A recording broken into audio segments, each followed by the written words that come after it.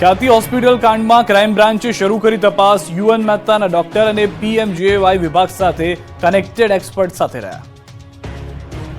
નિર્દોષ લોકોને મોતને ઘાટ ઉતારનાર ખ્યાતિ હોસ્પિટલ કાંડને તપાસ તેજ થઈ ગઈ છે. વસ્ત્રાપુર પોલીસ પાસેથી તપાસ લીધા બાદ ક્રાઇમ બ્રાન્ચે તપાસનો ધમધમાટ શરૂ કરી દીધો છે.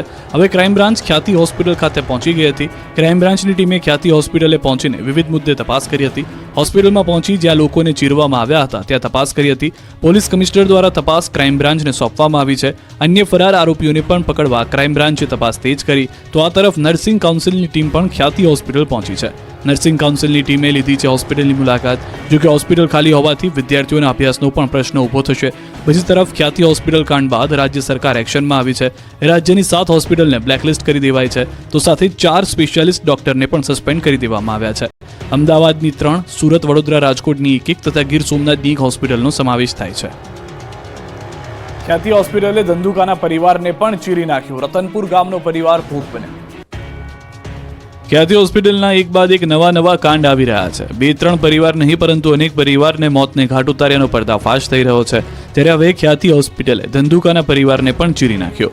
રતનપુર ગામના વ્યક્તિ ડોક્ટર પ્રશાંત વજીરાણીના કાંડનો ભોગ બન્યા. ખ્યાતિ હોસ્પિટલ કાંડના આરોપી ડોક્ટર પ્રશાંત વજીરાની પર વધુ એક પરિવારે બેદરકારીના આરોપ લગાવ્યા છે. ધંધુકાના રતનપુર ગામના ભાઈલાલભાઈ સોલંકીનું સાલ હોસ્પિટલમાં ડોક્ટર પ્રશાંતે ઓપરેશન કર્યું. ડોક્ટર પ્રશાંતે 2 નળી બ્લોક હોવાનું કહી તાત્કાલિક સ્ટેન્ટ મૂકવાની સલાહ આપી.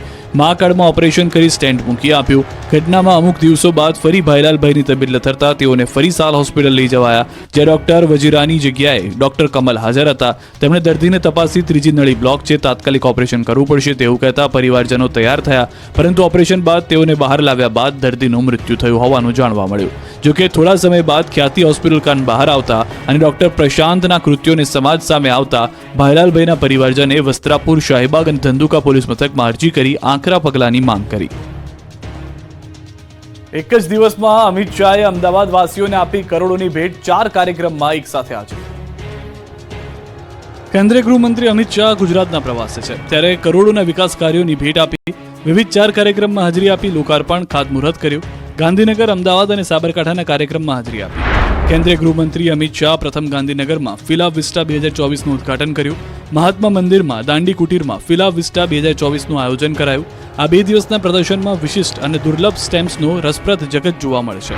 જે બાદ કેન્દ્રીય ગૃહમંત્રી અમિત શાહે રક્ષા શક્તિ યુનિવર્સિટી ખાતે સંમેલનમાં હાજરી આપી, જ્યાં 50મું અખિલ ભારતીય પોલીસ વિજ્ઞાન સંમેલનની શરૂઆત કરાવી. ત્યારબાદ સાબરકાંઠાના હિંમતનગરમાં સાબર ડેરીના અત્યાધુનિક કેટલફીડ પ્લાન્ટનું કેન્દ્રીય ગૃહમંત્રી અમિત શાહે ઉદ્ઘાટન કર્યું. કેટલફીડ પ્લાન્ટના ₹210 કરોડના ખર્ચે બનાવ્યો છે, જેમાં પશુ આહાર તૈયાર કરાશે, જેથી અરવલ્લી અને સાબરકાંઠાના પશુપાલન ક્ષેત્રે જોડાયેલી મહિલાઓને સાબર ડેરી સાબરદાણ પૂરું પાડશે. ગૃહમંત્રી અમિત શાહે કહ્યું, પશુઓને પોષણયુક્ત આહાર પૂરો પાડશે સાબર ડેરી, તેનો મને વિશ્વાસ છે. જે બાદ ગૃહમંત્રી અમિત શાહ સાણંદ પહોંચ્યા. અહીં સાણંદના શેલામાં તળાવનું લોકાર્પણ કર્યું. પદ્મભૂષણ રજનીકાંત શ્રોફના નામથી તળાવનું નિર્માણ કરાયું. 21 કરોડના ખર્ચે તળાવ અને ઉદ્યાનનું નિર્માણ કરાયું. 53,000 સ્ક્વેર મીટરમાં તળાવનો વિકાસ કરાયો. 8,000 સ્ક્વેર મીટરમાં આર્ટિફિશિયલ લેક છે. ગુજરાતના પ્રવાસે છે કેન્દ્રીય ગૃહમંત્રી અમિત શાહ. ત્યારે અમદાવાદના શેલા વિસ્તારમાં તળાવના લોકાર્પણ પ્રસંગે પહોંચ્યા હતા. કાર્યક્રમ દરમિયાન સ્થાનિક લોકો સાથે વાત કરી હતી. શેલામાં રહેતા લોકોએ ગટર સહિત પ્રાથમિક સુવિધાને લઈને અમિત શાહને રજૂઆત કરી હતી. ત્યારે શેલા વિસ્તારમાં ગટરની અસુવિધાને લઈને કેન્દ્રીય ગૃહમંત્રી અમિત શાહે સ્થાનિકોને ખાતરી આપી અને થોડા મહિનામાં તમામ સમસ્યા હલ થઈ જવાની ખાતરી આપી હતી. થોડી શરૂઆતમાં પડે પણ એની ગટરની અને પીવાના પાણીની બધી જ વ્યવસ્થા 1 વર્ષ થશે. આપણે વસ્ત્રાપુર જેવું જ થઈ જશે. ચિંતા બધાને ખબર જ છે કે થોડોક ટાઈમમાં બધું ફાઇનલ થઈ જાય. લગભગ મોટી સ્કીમ છે ને 1,500 કરોડ રૂપિયાની ગટર છે, એને નાખવામાં થોડી વાર લાગશે. રાજકોટ નાગરિક સહકારી બેંકમાં ભાણેજ સામે મામાએ માર્યું મેદાન. ભાજપ સમર્થન સહકાર પેનલની એકતરફી જીત. 28 વર્ષ બાદ યોજાયેલી રાજકોટ નાગરિક સહકારી બેંકની ચૂંટણીમાં ભાણેજ પર મામા ભારે પડ્યા. મામા જૂથનો વિજય થયો. ભાણેજ જૂથનો કારમો પરાજય થયો. રાજકોટ નાગરિક બેંકની ગત રવિવારે યોજાયેલી ચૂંટણીના પરિણામો આવી જતા સત્તાધારી સહકાર પેનલનો જંગી લીડથી વિજય થયો છે. 21 ડિરેક્ટરોની પ્રતિષ્ઠાભરી ચૂંટણીમાં સહકાર પેનલને 6 બેઠકો બિનહરીફ મળ્યા બાદ બાકીની 15 બેઠકો માટે ગત રવિવારે મતદાન યોજાયું, જેમાં સરેરાશ 96.39% મતદાન નોંધાયું. રૈયા સર્કલ પાસે આવેલ નાગરિક બેંક ખાતે પણ મતગણતરી હાથ ધરાઈ, જેમાં મહિલા અનામત બેઠકો ઉપર સહકાર પેનલના બંને મહિલા ઉમેદવારો જ્યોતિબેન ભટ્ટ અને કીર્તિબેન જાદવનો ભવ્ય વિજય થયો. સહકાર પેનલના જ્યોતિબેન ભટ્ટને 320માંથી 290 અને કીર્તિદાબેન જાદવને 286 મત મળ્યા, જ્યારે સંસ્કાર પેનલના દીનાબેન બોઘાણીને માત્ર 38 મત મળતા તેમનો કારમો પરાજય થયો. આ ઉપરાંત અન્ય 13 બેઠકોની મતગણતરીમાં પણ સહકાર પેનલના ઉમેદવારોનો જ્વલંત વિજય થયો અને તમામ 15 બેઠકો ઉપર સહકાર પેનલનો ભવ્ય વિજય થયો, જ્યારે સંસ્કાર પેનલનું ખાતું પણ ખુલ્યું ન હતું. સહકાર પેનલના ઉમેદવારોને રાજકોટ શહેરના 189 મતમાંથી સરેરાશ 150 મત મળ્યા, ત્યારે સંસ્કાર પેનલના એક પણ ઉમેદવારને પૂરા 40 મત પણ મળ્યા નથી. કલ્પક મણિયાર જૂથ ખાસ કંઈ ઉખાડી શક્યું નથી અને મતદારે આ જૂથને જાકારો આપ્યો. તો પરિણામ બાદ જીતેલા ઉમેદવારો એકબીજાનું મોઢું મીઠું કરાવ્યું હતું. તો વિજેતા ઉમેદવાર દેવાંગ માકડે કહ્યું કે રાષ્ટ્રીય સ્વયંસેવક સંઘની વિચારધારાની આ જીત છે. ગુજરાતમાં કાતિલ ઠંડીનો રાઉન્ડ શરૂ, 4 દિવસ કડકડતી ઠંડી પડશે. ગુજરાતમાં જેની આતુરતાપૂર્વક રાહ જોવાઈ રહી હતી તે સમય આવી ગયો છે. ગુજરાતીઓ ધ્રુજવા લાગ્યા છે. લાંબી રાહ જોડાવ્યા બાદ ગુજરાતમાં કાતિલ ઠંડીનો રાઉન્ડ શરૂ થઈ ગયો છે. આખું ગુજરાત ઠંડીની ઝપેટમાં આવી ગયું છે. ગુજરાતના મોટાભાગના શહેરો ટાઢાબોળ થઈ ગયા છે. સવાર સાંજ ગાઢ ધુમ્મસ છવાવા લાગ્યું છે. રાજ્યમાં ઠંડીનો ચમકારો વધતા લોકો ગરમ કપડાં પહેરવા જોવા મળી રહ્યા છે. હજુ 4 દિવસ સુધી કડકડતી ઠંડી પડશે. હવામાન વિભાગે આગાહી કરી છે કે સરેરાશ તાપમાનમાં 2 થી 3 ડિગ્રીનો ઘટાડો નોંધાયો છે. હજુ 3 થી 4 દિવસ સુધી તાપમાન યથાવત રહેશે. ઉત્તર ભારતના પહાડી વિસ્તારોમાં થઈ રહેલી હિમવર્ષાની અસર ગુજરાત પર પડી રહી છે, જેના કારણે આગળના દિવસોમાં રાજ્યમાં પણ ઠંડો પવન ફૂંકાવા લાગશે અને આગામી દિવસોમાં કડકડતી ઠંડી પડશે. 9 શહેરોમાં લઘુત્તમ તાપમાન 20 ડિગ્રીથી ઓછું નોંધાયું છે. આ સિવાય નલિયામાં સૌથી ઓછું 15.8 ડિગ્રી તાપમાન નોંધાયું. ડિસેમ્બરમાં હાડ થીજોતી ઠંડી પડશે. તો અંબાલાલ પટેલે આગાહી કરી છે કે 23, 24, 25 નવેમ્બર મજબૂત પશ્ચિમી વિક્ષેપ આવવાની શક્યતા છે. પશ્ચિમી વિક્ષેપના કારણે ન્યૂનતમ મહત્તમ તાપમાન ઘટવાની શક્યતા છે, એટલે કે ઠંડીની સાથે માવઠું થવાની પણ મોટી આગાહી કરી છે. નવેમ્બર ડિસેમ્બરમાં માવઠું થઈ શકે છે. સાથે બંગાળના ઉપસાગરમાં ચક્રવાત સર્જાવાને કારણે માર્ચ એપ્રિલમાં પણ માવઠાની શક્યતા છે. ડુંગળીના ઘટશે ભાવ, ગોંડલ યાર્ડ 1.5 લાખ ડુંગળીની આવકથી છલકાયું. બેકાબુ બનેલા ડુંગળીના ભાવ હવે આવી શકે છે કાબુમાં. મોંઘી દાટ બનેલી કસ્તુરીના ભાવ હવે ઘટશે, કેમ કે ગોંડલ માર્કેટ યાર્ડમાં ડુંગળીની અધધ આવક નોંધાઈ છે, જેના કારણે યાર્ડની બહાર બંને બાજુ જણસી ભરેલા વાહનોની લાંબી કતાર લાગી ગઈ. મંગળવારે ડુંગળીના 1,20,000 કટ્ટાની આવક થઈ. ગોંડલ માર્કેટ યાર્ડમાં હરાજીની પ્રક્રિયામાં ડુંગળીને એક મણના 200 થી 900 રૂપિયા સુધીનો ભાવ બોલાયો. ખેડૂતોને ડુંગળી પાકના સારા ભાવ પણ મળી રહ્યા છે. સારા ભાવ મળતા મોટી સંખ્યામાં ખેડૂતો ડુંગળી વેચવા આવતા યાર્ડ બહાર 10 કિલોમીટરની લાંબી લાઈનો લાગી. સૌરાષ્ટ્રમાંથી રાજકોટ, પોરબંદર, ભાવનગર, અમરેલી, જૂનાગઢ, મોરબી સહિતના જિલ્લાઓમાંથી ખેડૂતો પોતાનો પાક લઈને આવી રહ્યા છે. ત્યારે મગફળીની 80,000 ગુણીની આવક નોંધાઈ. મગફળીના 800 થી 1200 રૂપિયા સુધીના ભાવ બોલાયા. યાર્ડમાં જણસીઓની બમ્પર આવકને કારણે પગ મૂકવાની પણ જગ્યા નથી. યાર્ડ છલોછલ ભરાતા યાર્ડના સત્તાધીશોએ મગફળી અને ડુંગળીની આવક બંધ કરી છે. મોટા પ્રમાણમાં ડુંગળીની આવક થતાં હાલ ડુંગળીની આવક બંધ કરવામાં આવી છે. જ્યાં સુધી યાર્ડના સત્તાધીશો દ્વારા નવી જાહેરાત કરવામાં ન આવે ત્યાં સુધી બંને જણસીની આવક બંધ કરવામાં આવી છે. કાજુ બદામ કરતા પણ ઘઉંનું બિયારણ મોંઘું થતા અરવલ્લીના ખેડૂતો સંકટમાં. રવિ સિઝનની શરૂઆત થતાં અરવલ્લી જિલ્લાના ખેડૂતો મોટા પ્રમાણમાં ઘઉંની વાવણીમાં જોતરાયા છે. દર સિઝનમાં અરવલ્લી જિલ્લામાં રવિ સિઝનમાં સૌથી વધુ 1 લાખ કરતાં વધુ હેક્ટર જમીનમાં ઘઉંનું વાવેતર કરવામાં આવે છે. ત્યારે ચાલુ વર્ષે કાજુ બદામ કરતાં પણ ઘઉંના બિયારણનો ભાવ વધતા ખેડૂતોની હાલત કફોડી થઈ ગઈ છે. ઘઉંના બિયારણનો ભાવ 20 કિલોના 400 રૂપિયા જેટલો વધ્યો છે, જેથી ઘઉંની ખેતી કરવી ખેડૂતોને મોંઘી લાગી રહી છે. ગયા વર્ષની સરખામણીમાં લોકવાન ઘઉંના બિયારણનો ભાવ 1600 હતો, તે વધીને 2000 રૂપિયા પ્રતિ 20 કિલો થયો છે. આ જ રીતે ઘઉંની અલગ અલગ જાતના બિયારણોના ભાવ વધ્યા છે, જેને પગલે ખેડૂતોની ખેતી ખૂબ જ મોંઘી બની છે, જેથી ખેડૂતો પરેશાન છે. બીજી બાજુ ચોમાસા સિઝનમાં ખેડૂતોના ખેતરોમાં પાણી ભરાયા હતા, જેના કારણે જિલ્લાના અનેક ખેડૂતોને લાખો રૂપિયાનું નુકસાન થયું, જેનો સર્વે પણ થયો નથી અને તેનું વળતર પણ મળ્યું નથી. તેવા સંજોગોમાં રવિ સિઝનમાં ખેડૂતોએ ઘઉં પાકની વાવણી કરવા માટે તૈયારી શરૂ કરી છે. ત્યારે ઘઉંના બિયારણનો ભાવ વધતા ખેડૂતોની હાલત કફોડી બની છે.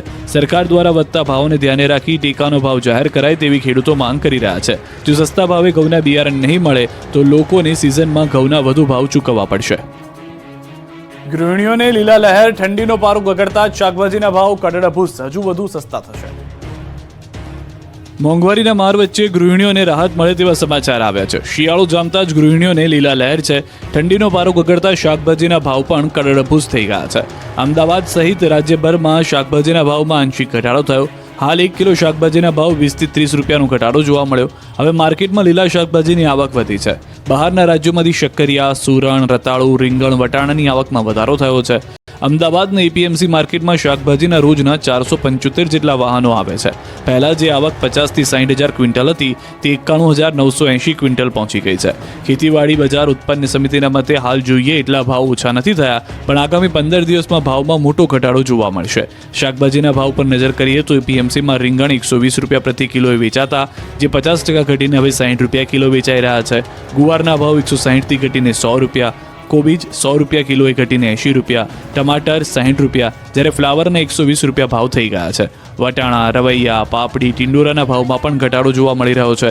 ધીમે ધીમે શાકભાજીની આવક વધતા અનુમાન છે કે આગામી 15 દિવસમાં શાકભાજીના ભાવમાં 50% ઘટાડો આવી જશે. ખારાગોડાના મીઠા ઉદ્યોગમાં મંદીનો માહોલ, અગરિયાઓ મુશ્કેલીમાં. મીઠાના ઉદ્યોગ પર છવાયા છે મંદીના વાદળ. સુરેન્દ્રનગર જિલ્લામાં આવેલા કચ્છના નાના રણમાં મીઠાનું મબલક ઉત્પાદન થયું છે, પરંતુ અગરિયા કે વેપારીઓ બંનેમાંથી કોઈને પૂરતા ભાવ ન મળતા મીઠા ઉદ્યોગ મંદીના વમળમાં ફસાયો છે. ધાંગધ્રા, કુડા, ખારાગોડાના રણમાં મોટા પ્રમાણમાં મીઠાનું ઉત્પાદન થાય છે. ચાલુ વર્ષે અંદાજે 20 લાખ મેટ્રિક ટન કરતાં વધુ ઉત્પાદન થાય તેવી શક્યતા છે.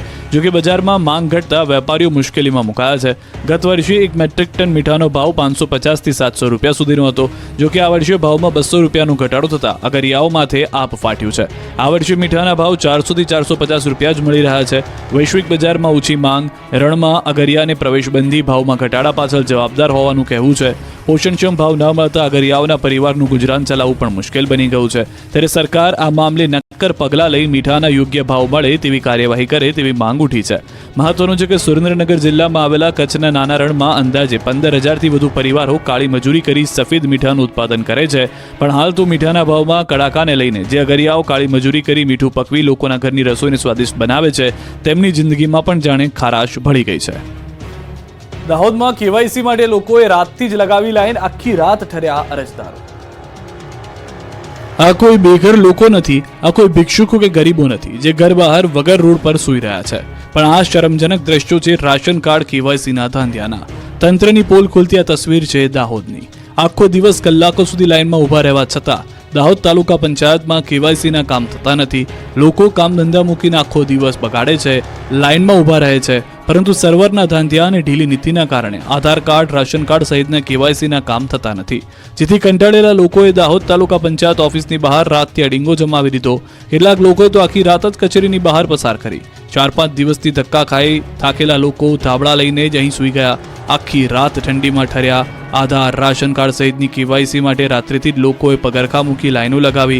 લોકોએ કહ્યું કે 4-5 દિવસથી ધક્કા ખાઈ રહ્યા છીએ, છતાં કામ થતા નથી. ત્યારે લોકોને સારી સુવિધાઓ આપવામાં આવે તેવી માંગ કરાઈ છે. તો દ્વારકાના ખંભાળિયામાં આધાર કાર્ડમાં સુધારા અને કેવાયસી માટે લોકો ધક્કા ખાવા મજબૂર છે. મામલતદાર કચેરીમાં આવેલા આધાર કાર્ડ કેન્દ્ર પર આવતા અરજદારોને ભારે મુશ્કેલી થઈ રહી છે. 3 દિવસ ધક્કા ખાવા છતાં વારો ન આવતા હોવાનો અરજદારોનો આક્ષેપ છે. કેન્દ્ર પર ટોકન સિસ્ટમથી કામગીરી થઈ રહી છે, ત્યારે અરજદારોનું કહેવું છે કે રોજ ધક્કા ખાવા છતાં તેમને ટોકન નથી મળી રહ્યા. આધાર કાર્ડમાં કેવાયસી અને અન્ય સુધારાઓ ન થઈ શકતા અરજદારો અગત્યના લાભથી વંચિત રહેતા હોવાનો આક્ષેપ છે. તો કેટલાક લોકોના અન્ય કામ પણ અટકી પડ્યા છે. ત્યારે આધાર કેન્દ્ર પર કામગીરી ઝડપી અને સરળ થાય તેવી અરજદારોની માંગ છે. વલસાડમાં એમ્બ્યુલન્સનો દુરુપયોગ, એમ્બ્યુલન્સમાં દર્દીઓની નહીં સામાનની હેરાફેરી. જ્યારે કોઈ વ્યક્તિ બીમાર હોય કે પછી તેને તાત્કાલિક સારવારની જરૂર હોય ત્યારે એમ્બ્યુલન્સનો ઉપયોગ થતો હોય. એમ્બ્યુલન્સમાં દર્દીઓની હેરાફેરી થતી હોય, પરંતુ વલસાડ જિલ્લામાં એમ્બ્યુલન્સનો ઉપયોગ કંઈક અલગ જ રીતે થઈ રહ્યો છે. અહીં એમ્બ્યુલન્સનો ઉપયોગ દર્દીઓને લાવવા લઈ જવા નહીં, પરંતુ લાઇટ અને થાંભલા રિપેર કરવા અને અન્ય પરચુરણ કામ માટે થઈ રહ્યો છે. હાઈવે પર લાઇટ બગડી જતા એજન્સી દ્વારા લાઇટ રિપેર કરવા માટેનો સામાન એમ્બ્યુલન્સમાં લાવવો પડ્યો હતો. આ ઘટનાનો વિડીયો એક જાગૃત નાગરિક દ્વારા ઉતારવામાં આવ્યો હતો. આ વિડીયો સામે આવ્યા બાદ એજન્સી દ્વારા એમ્બ્યુલન્સને થઈ રહેલા દુરુપયોગનો મુદ્દો ચર્ચાનું કેન્દ્ર બન્યો છે. પાલીતાણાની ખારો નદી બની પ્રદૂષિત, નદીમાં ગટરના પાણીનો નિકાલ કરતા રોષ. પવિત્ર નગરી પાલીતાણા અસ્વચ્છ પાણીના કારણે દૂષિત થઈ છે. પાલિકાના શાસકોની અણાવડતના કારણે એક સમયે બિલકુલ સ્વચ્છ ખારો નદી નગરપાલિકાના પાપે દૂષિત પાણીથી ખદબદી રહી છે. અહીં 24 કલાક દૂષિત પાણી ઠલવાતા આસપાસના 1 લાખથી વધુ રહીશો પર રોગચાળાનો ખતરો ઊભો થયો છે, જે કારણે પાલીતાણાની પવિત્ર ગણાતી નદી પર જોખમ ઊભું થયું છે. ખુલ્લેઆમ 24 કલાક ડ્રેનેજની પાઇપનું પાણી નદીમાં ઠલાવતા નદીનું સ્વચ્છ પાણી ગંદુ બની ગયું છે. ટ્રીટમેન્ટ વગર જ ગંદુ પાણી છોડવામાં આવતા માથું ફાડી નાખે તેવી દુર્ગંધ વચ્ચે લોકો જીવી રહ્યા છે. એટલું જ નહીં, ખારો નદીમાં ડ્રેનેજનું પાણી ઉમેરતા ખેતીમાં પણ ગંભીર જોખમ ઊભું થયું છે. ગામના હેન્ડપંપમાં પણ દૂષિત પાણી આવે છે. નદીમાં ભળતું દૂષિત પાણી આજુબાજુના રહેણાંક વિસ્તારોના તળાવો અને પાણીના સ્ત્રોતો સુધી પહોંચી ગયું છે, જેથી લોકોના આરોગ્ય પર ગંભીર અસર થઈ રહી છે. શહેર કોંગ્રેસના પ્રમુખે આરોપ લગાવતા કહ્યું કે અનેક રજૂઆત છતાં હજુ કોઈ નિરાકરણ કરવામાં આવ્યું નથી. તો આ તરફ નગરપાલિકાના ઉપપ્રમુખ તો ભર ઊંઘમાં છે, જેને વિષયની પણ જાણ સુદ્ધા નથી, પરંતુ આ દ્રશ્યો પૂરતા છે તેમની આંખો ખોલવા માટે. આહવા તાલુકાના 9માંથી 6 કોઝવે થઈ રહ્યા છે પડું. ડાંગ જિલ્લામાં વિકાસ ખાડે ગયો છે, તો તમે આહવા તાલુકામાં રહેતા હો તો કોઝવે પરથી નીકળતા પહેલા સાવધાન રહેજો, કેમ કે આહવામાં 9માંથી 6 કોઝવે પડું થઈ રહ્યા છે. ડાંગ જિલ્લાના આહવા તાલુકામાં કોઝવે જર્જરિત હાલતમાં જોવા મળી રહ્યા છે. બોરખલીથી પાંડવા ગામ સુધીના રસ્તા પર આવતા કોઝવે ઘણા સમયથી જર્જરિત હાલતમાં છે. કુલ 9માંથી 6 કોઝવે જર્જરિત હાલતમાં છે, જેને કારણે વાહન ચાલકોને ભારે હાલાકીનો સામનો કરવો પડી રહ્યો છે. કોઝવેના સળિયા બહાર દેખાઈ રહ્યા છે. લોકોમાં અકસ્માતનો ભય ફેલાયો છે. સ્થાનિકોએ વહેલી તકે કોઝવેનું સમારકામ કરવા તંત્ર પાસે માંગ કરી છે. આ અંગે અનેકવાર રજૂઆત કરી છે, છતાં પણ તંત્ર જાણે કોઈ મોટી દુર્ઘટના સર્જાય તેની રાહ જોઈ રહ્યું હોય તેવું લાગે છે. વડોદરામાં તપન પરમાર હત્યા કેસ બાદ કોર્પોરેશન તંત્ર જાગ્યું અને કડક કાર્યવાહી કરી. બીએમસીએ પોલીસને સાથે રાખીને દબાણ દૂર કર્યા. નાગરવાડામાં પોલીસ અને કોર્પોરેશનની મોટી કાર્યવાહી. કોર્પોરેશને સંવેદનશીલ વિસ્તારમાં પહોંચી લારી ગલ્લાના દબાણો હટાવ્યા. કોર્પોરેશને અનેક લારી ગલ્લા જપ્ત કર્યા. ડીસીપી કક્ષાના અધિકારીઓ બંદોબસ્તમાં હાજર રહ્યા. તપન પરમારના મોત બાદ મોડે કોર્પોરેશન જાગતા ઉઠ્યા છે અનેક સવાલ. કોર્પોરેશનની કાર્યવાહીથી લોકોના ટોળા પણ ભેગા થઈ ગયા હતા, પરંતુ જેટલા પણ વિસ્તારની અંદર ગેરબંધારણીય મકાનો હતા કે જે દુકાનો હતી, લારીઓ હતી, તે તમામ વસ્તુઓ ઉપાડી લેવામાં આવી છે. તપન હત્યા કેસ બાદ કોર્પોરેશનની આ કાર્યવાહી જોવા મળી રહી છે. વેરાવળમાં દબાણકર્તાઓની ખેર નથી, ફરી શરૂ થયું દાદાનું બુલડોઝર. વેરાવળમાં દબાણકર્તાઓ પર ફરી બુલડોઝરવાળી કરવામાં આવી છે. ગીર સોમનાથ જિલ્લાના ગેરકાયદે દબાણો પર દાદાનું બુલડોઝર ફરી વળ્યું છે. વેરાવળના બંદર રોડ પર મેરીટાઈમ બોર્ડની જગ્યામાં કરવામાં આવેલા દબાણો પર બુલડોઝર ફેરવવામાં આવ્યું હતું. આ જગ્યાએ કેટલાક લોકો દ્વારા દુકાન સહિતના બાંધકામો કરી દેવાયા, જેને લઈને તંત્ર એક્શનમાં આવ્યું અને મેરીટાઈમ બોર્ડની ઓફિસથી બંદર ગેટ સુધીની જગ્યાઓમાં બુલડોઝર ફેરવીને દબાણો દૂર કરવાનું અભિયાન હાથ ધર્યું. આ અભિયાન માટે 5 જેસીબી અને 20 ટ્રેક્ટર સહિતના સાધનોને કામે લગાવવામાં આવ્યા. સાથે જ અંદાજે 80 જેટલા લોકો પણ આ અભિયાનમાં જોડાયા છે અને તે 2 દિવસ સુધી ચાલશે. આ પહેલા પણ સોમનાથના ઇતિહાસમાં સૌથી મોટા ડિમોલિશનની કામગીરી હાથ ધરાઈ હતી. શંખ સર્કલથી ત્રિવેણી ઘાટ સુધી નાના લારી ગલ્લા રોડ પરના દબાણો દૂર કર્યા છે. વેરાવળમાં 150થી વધુ દબાણો દૂર કરાયા છે. ડિમોલિશનની કામગીરીમાં 36 જેસીબી મશીન અને 70 ટ્રેક્ટર ટ્રોલી કામે લાગ્યા હતા. લગભગ 1500 પોલીસ કર્મચારીઓની હાજરીમાં દબાણ હટાવાયું. પાટણમાં મેડિકલ કોલેજના છાત્રના મોતથી ધાંગધ્રાના જેસડા ગામમાં શોકનો માહોલ, તો આરોપીઓના રિમાન્ડ પણ મંજૂર. પાટણની ધારપુર મેડિકલ કોલેજમાં આશાસ્પદ પુત્રના મોતને લઈ પરિવારજનો પર આભ તૂટી પડ્યું. અનિલના મોત બાદ પરિવારે એકનો એક પુત્ર ગુમાવ્યો. મૃતકના પરિવારમાં અનિલ સૌથી નાનો હતો અને તેને 2 મોટી બહેન છે. એક બહેનના ફેબ્રુઆરીમાં લગ્ન છે. માતા પિતાએ કાળી મજૂરી કરીને દીકરો ડોક્ટર બને તે માટે 6 લાખ રૂપિયા ભર્યા, પણ કુદરતને કંઈ બીજું મંજૂર હોય તેમ મેથાણીયા પરિવારના એકના એક દીકરાનું અકાળે મોત થતાં પરિવારજનોમાં હૈયાફાટ રુદનથી સમગ્ર જેસડા ગામમાં શોકનો માહોલ જોવા મળી રહ્યો છે. મૃતકના મમ્મી, પપ્પા અને બંને બહેનો આઘાતમાં છે અને અર્ધબેભાન હાલતમાં છે. કોણ કોને સથિયારો આપે તેવો માહોલ છે. સ્વજનો પણ દુઃખની ઘડીમાં સથિયારો દેવા આવી રહ્યા છે. પરિવાર વર્ષે રૂપિયા 12 લાખ લેખે એક સેમેસ્ટરની 6 લાખ રૂપિયાની ફી પણ ભરી ચૂક્યો હતો, પરંતુ સિનિયરના રેગિંગે એક જ મહિનામાં જેસડા ગામને શોકાતુર કરી દીધું. અનિલના પિતા ખેતમજૂરી સાથે જોડાયેલા છે. મૃતકના ભાઈએ જણાવ્યું કે 2 ગામ વચ્ચે અનિલ પ્રથમ યુવાન હતો, જે MBBSના એડમિશન લઈ ડોક્ટર બનવા જઈ રહ્યો હતો. ધારપુરની મેડિકલ કોલેજમાં 1 મહિના પહેલા જ MBBSમાં પ્રવેશ મેળવ્યો હતો. મૃતકના ભાઈએ માંગ કરી કે રેગિંગ કરનાર 15 વિદ્યાર્થીઓના એડમિશન રદ કરવામાં આવે. જેનું માઇન્ડ ક્રિમિનલ હોય તે આગળ જઈને પણ ક્રાઇમ કરશે. આજે રેગિંગ કર્યું, ભવિષ્યમાં મોટો ક્રિમિનલ બનશે. યુવાનના મોત મામલે જવાબદારો સામે કડક કાર્યવાહી કરવાની પણ પરિવારજનોએ માંગ કરી છે. રાજકોટ મહાનગરપાલિકાની સામાન્ય સભા તોફાની બની. વિપક્ષે મચાવ્યો હોબાળો, પોલીસે કરી ટીંગાટોળી. રાજકોટ મહાનગરપાલિકાના સ્થાપના દિવસે આજે જનરલ બોર્ડ મળ્યું હતું, જેમાં શાસક તેમજ વિપક્ષના કોર્પોરેટરોને સઘન ચેકિંગ કર્યા બાદ પ્રવેશ આપવામાં આવ્યો. પ્રથમ પ્રશ્ન ભાજપના કોર્પોરેટરનો હતો, જેમાં અડધો કલાક જેટલો સમય વીતી જતા વિપક્ષના નેતા વશરામ સાગઠિયાએ પોતાના રોગચાળાના પ્રશ્નનો જવાબ દેવા હોબાળો કર્યો, જે દરમિયાન શાસક પક્ષના કોર્પોરેટરો દ્વારા તેમને રોકવાનો પ્રયાસ કરવામાં આવતા શાબ્દિક યુદ્ધ જોવા મળ્યું. વિપક્ષ નેતા વશરામ સાગઠિયાએ રોગચાળાનો અને ડેન્ગ્યુના કારણે થતા મોતનો પ્રશ્ન ઉઠાવ્યો, જેને લઈ સભા તોફાની બની ગઈ હતી. પોલીસ અને નેતાઓ વચ્ચે ચકમક થઈ ગઈ હતી. પોલીસે ટીંગાટોળી કરી હતી. વશરામ સાગઠિયાને બહાર કાઢી મૂકવામાં આવ્યા હતા. વિપક્ષ નેતા સાગઠિયાએ કહ્યું હતું કે આતંકવાદી હોય તેમ ચેકિંગ કર્યું અને મારો પ્રશ્ન સાંભળ્યા પહેલા મને માર્શલ મારફત બહાર કાઢી મૂકાય. તો સ્ટેન્ડિંગ ચેરમેન બોલ્યા કે સાગઠિયા મીડિયા સમક્ષ ફોટા પડાવવામાં આવે છે. મનપા કમિશનર ગેરહાજર હોવાથી ડેપ્યુટી કમિશનર સ્વપ્નિલ ખરે દ્વારા આ બોર્ડમાં જવાબ અપાયા હતા. આમ પ્રજાના પ્રશ્નોની ચર્ચાને બદલે આજે પણ જનરલ બોર્ડ દરમિયાન માત્ર હોબાળો જ જોવા મળ્યો હતો. સુરતમાં પડતર મુદ્દાને લઈને ઘમાસાણ. સુધરાઈ સ્ટાફ મંડળે થાળી વેલણ વગાડી કર્યો વિરોધ.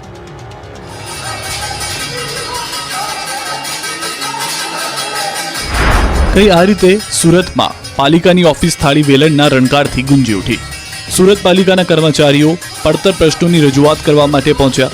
સુરત સુધરાઈ કામદાર સ્ટાફ યુનિયન દ્વારા મહાનગરપાલિકા કચેરીના કમ્પાઉન્ડમાં મોટી સંખ્યામાં કર્મચારીઓ ભેગા થઈ થાળી વગાડી મનપા ગજવી હતી. પોતાની વાત અધિકારીઓના બહેરા કાન સુધી પહોંચાડવાનો પ્રયાસ કર્યો. અધિકારીની કેબિન બહાર પણ થાળીઓ વગાડી સૂત્રોચ્ચાર કરીને રજૂઆત કરી. તમામ પ્રશ્નોનું નિરાકરણ તાકીદે આવે એવી ભારપૂર્વક રજૂઆત કરવામાં આવી. સુધરાઈ સ્ટાફ મંડળની માંગ છે કે સુરત મહાનગરપાલિકાના વહીવટી કેડરમાં વર્ગ 1, 2, 3માં ફરજ બજાવતા ક્લાર્કને તાકીદે બઢતી આપવામાં આવે તેમજ ₹4200નો ગ્રેડ આપવામાં આવે. આરોગ્ય ખાતામાં ચીફ સેનિટરી ઇન્સ્પેક્ટર તથા સેનિટરી ઇન્સ્પેક્ટરના પ્રમોશન તાકીદે આપવામાં આવે. જે કર્મચારીઓને સસ્પેન્શન હેઠળ મૂકવામાં આવેલા છે તેઓને તાકીદ ફરજ પર લેવા. કર્મચારીઓની માંગ નહીં સ્વીકારે ત્યાં સુધી વિરોધ માટેના વિવિધ કાર્યક્રમો કરવાની ચીમકી આપી છે. દિવાળી પણ જતી રહી છતાં રોડ ખખડતા જ રહેતા કોંગ્રેસે વિરોધ કર્યો. ચોમાસું પૂર્ણ થયાને ઘણો સમય વીતી ગયો હોવા છતાં રાજ્યના કેટલાય વિસ્તારોમાં રસ્તાના હાલ બેહાલ છે. કેટલાક વિસ્તારોમાં કોંગ્રેસે બિસ્માર રોડને લઈને વિરોધનો વંટોળ ઉભો કર્યો. મહેસાણાના બેચરાજીમાં બિસ્માર રોડ રસ્તાઓને લઈને કોંગ્રેસનું વિરોધ પ્રદર્શન. આ તરફ અમરેલીમાં કોંગ્રેસે બિસ્માર રોડને લઈને વિવિધ બેનર્સ સાથે વિરોધ કર્યો. ભાવનગરમાં રસ્તાની ધીમી કામગીરીને લઈને લોકોની મુશ્કેલીમાં વધારો થયો. મહેસાણાના બેચરાજીમાં રોડ રસ્તા બિસ્માર મામલે કોંગ્રેસે હલ્લાબોલ કરી વિરોધ પ્રદર્શન કર્યું. છેલ્લા કેટલાય સમયથી રોડ રસ્તામાં મોટા ખાડા પડવાને લઈને વાહન ચાલકોને હાલાકી પડી રહી છે. હાલાકીથી બહુચરાજીના પૂર્વ ધારાસભ્ય ભરતજી ઠાકોર અને સ્થાનિક કોંગ્રેસ કાર્યકરો એકત્ર થઈ બેનરો સાથે વિરોધ કર્યો. બહુચરાજી મામલતદાર કચેરી પાસે રોડ પર બેસી વિરોધ પ્રદર્શન કર્યું. મામલતદારને ત્વરિત આ રોડના સમારકામ થાય તેવી માંગ સાથે આવેદન આપ્યું. તો અમરેલીમાં કોંગ્રેસે બિસ્માર રોડને લઈને વિવિધ બેનર સાથે વિરોધ કર્યો. વડિયા કોંગ્રેસ નેતા, કાર્યકરો અને આગેવાનોને બેનર્સ લઈ ભાજપ વિરોધી નારેબાજી કરી. છેલ્લા 2.5 વર્ષથી વડિયાથી બાટવા દેવળીનો રોડ બિસ્માર હોવાનો કોંગ્રેસ કાર્યકરોએ આક્ષેપ કર્યો. વિરોધ દરમિયાન કોંગી કાર્યકર્તાઓએ જય શ્રી રામના નારા સાથે રામધૂન બોલાવી બિસ્માર રોડ બનાવી આપવા માંગ કરી. ભાવનગર શહેરમાં મુખ્ય 2 પ્રવેશદ્વાર પાસેથી વર્ષોથી રોડ બનાવવા